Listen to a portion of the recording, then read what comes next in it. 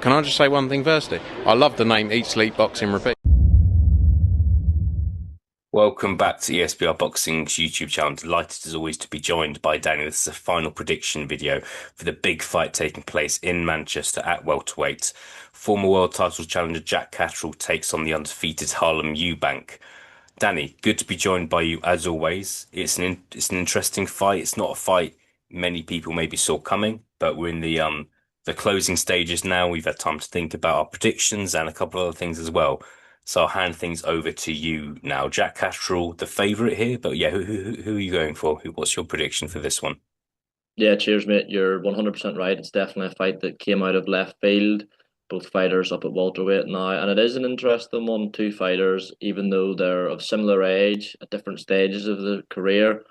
I'm going to go with Jack Catterall to win the fight on points, although I don't think Harlem Eubank is without a chance in this fight. I think we'll maybe come on to some of the details and specifics in a minute. I think it does feel like a lot of people are writing Harlem Eubank off, and I'm certainly not. But Jack Catterall, the more experienced fighter, a fighter who's campaigned at a much higher level and on the available form, I think you do have to make him a favourite, and I do think he will win the fight on points. Although, as I say, I'm not counting Harlem Eubank out, definitely not.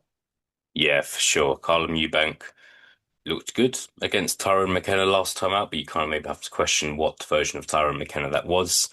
And I think he has wanted a step up for a while now, and why it's not happened, I don't know. But Harlem Eubank's finally getting a fight that he wanted against the Jack Catterall, who lost his last fight. It's a new weight for Jack Catterall. We don't know where he's at in his career in terms of how much he has left, so we will see. Can I? Is it just a case for you, Danny?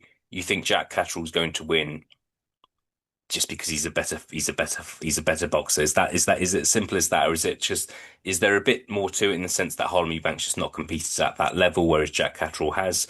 Why exactly do you think Jack Catterall is going to win?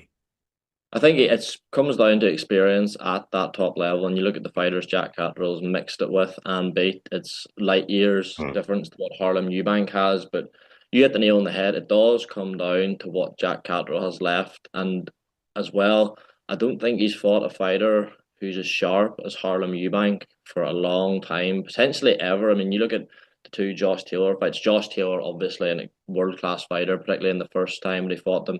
The second time, not so much. And then you look into what happened when Josh Taylor boxed Echo Esserman in his the next fight. I don't know it was a year after, but he hadn't had any fights in between that, and that maybe takes a bit of the gloss off that win. You look at the Arnold Barboza fight, and Arnold Barboza went on to be sort of outclassed with Teofimo Lopez, and I would make Harlem Eubank. He's a faster fighter than Arnold Barboza. He's probably a sharper fighter than Josh Taylor, and as you say, he looked really good against Tyrone McKenna. Although that's why I think it'll be a closer fight, a more competitive fight than most people are predicting. Although I just think that gulf between a Tyrone McKenna at that stage of his career at welterweight is, night and day between what Jack Catterall has operated at, and that's why I do think you still have to make Catterall the favourite. I think Harlem Eubank won't face the style like Jack Catterall either. Certainly not at the level of Jack Catterall either. He's not got a great deal of experience with Southpaw. Tyrone McKenna Southpaw, but as we say, faded and very much towards the back end. So it's a very interesting fight, and as I say, I would not be shocked if Harlem Eubank was to pull it off. It's just that experience at that top level, I think, will prove the difference over 12 rounds as well. That's something, Catterall have a lot more experience in too. Fantastic. Right, we'll see what happens. In terms of my prediction, I'm going to agree with you. Jack Catterall, I don't think Jack Catterall is the sort of fighter who takes people lightly. You see that a lot in boxing. I think Jack Catterall, he's just got his head switched on. I think he trains very hard, lives the life. And I also think this is Jack. I think Jack Catterall's times at 140 were done, and I'm glad for him. Yeah, He's I agree. decided to move up as well. Got a question for you, Danny. Will Jack Catterall ever become world champion? And it's a weird one because Jack Catterall should have been undisputed champion, but that didn't happen. And he's now moved up in weight. He's moved up into a weight division where Jaron Ennis isn't going to be in anymore.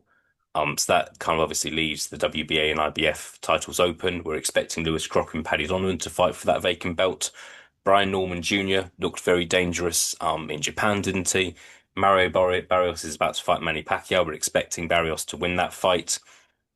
Do you think Jack Catterall, given who the guys who are going to be kind of world champions in the next few months at 147, do you think Jack Catterall can finally become a world champion?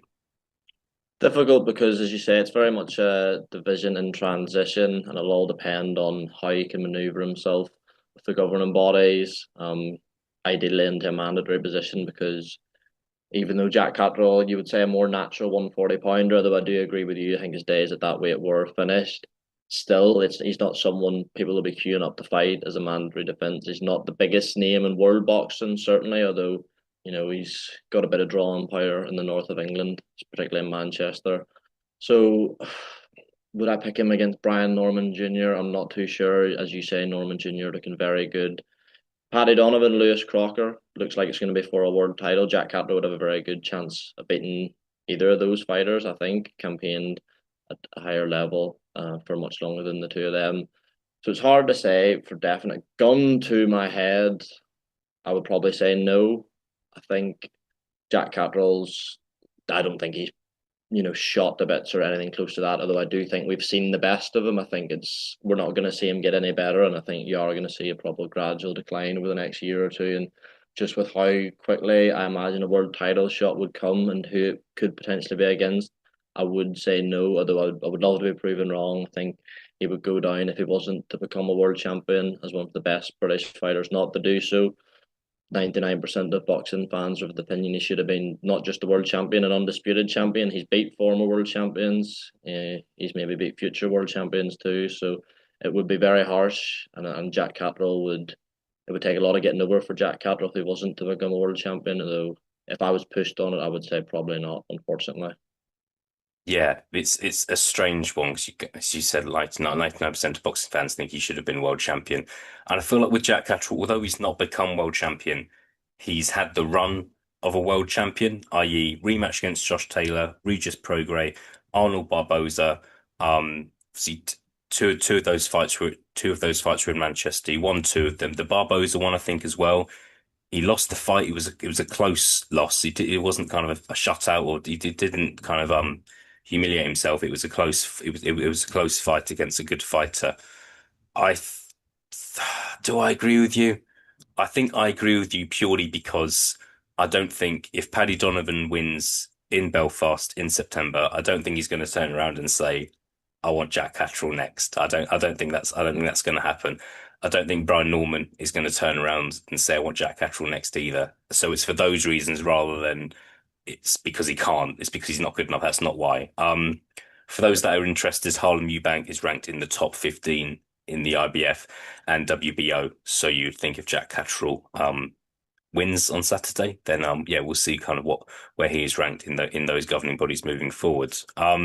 Really interesting to talk to you, Danny. I've got one final question, and it's a bit of a fantasy question because we don't know if any of these fights are going to happen, but I want to know your opinion on who the best is in Britain or Ireland at 147 because we do have Jack Catterall, we do have Harlem Eubank. You can still class Conor Benn as a welterweight, in my opinion. I think naturally that's probably where he should be.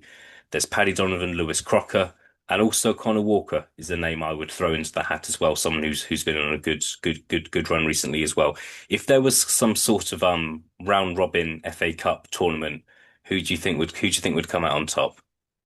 It's a really good question, actually, because there's definitely no standout number one. She would say Jack Catterall's got the deepest resume of the best fighters, but that's not at that weight, so you can't really make him the number one.